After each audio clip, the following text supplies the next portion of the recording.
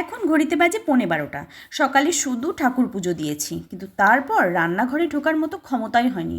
ঘুম থেকে ওঠার কিছুক্ষণ পর থেকে পিঠে একটা অসহ্য ব্যথা শুরু হয়। ঠিকমতো বসে থাকতে পারছি না, শুতে পারছি না, এত ব্যথা যে বুকে ব্যথা শুরু হয়ে গেছে, জোরে নিঃশ্বাস নিতে গেলেও ব্যথা হচ্ছে।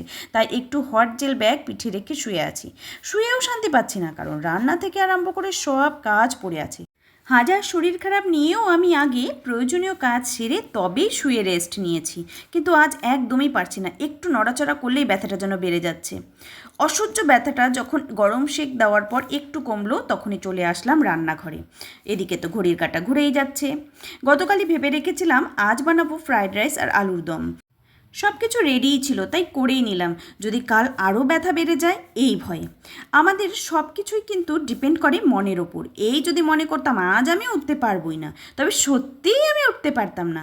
ইচ্ছা শক্তি থাকলে মনে পজিটিভ চিন্তাই আসবে। আমি শুয়ে থাকার সময় ভাবছিলাম উঠতে আমায় হবেই। তাই একটু ব্যথা কমতেই উঠে এসেই রান্না করতে পারলাম। একটু চাটনি করতে পারলে ভীষণই ভালো হতো, কিন্তু আর দাঁড়িয়েই থাকতে পারছি না। এই রান্না কমপ্লিট হয়ে যাওয়ার পর এখনও আছে বাসন মাজা, গ্যাস মোছা, সব কিছু পরিষ্কার করে তারপরে আবার গিয়ে গরম সেক করব। তবে একটা কথা কি, কাজের প্রতি নেশা আর ইচ্ছাশক্তি থাকলেই সবই সম্ভব হয়। হয়ে গেল আমার ফ্রায়েড রাইস আর আলুর দম। আজকের ভিডিও এখানেই শেষ করছি। আজকের মতো টাটা।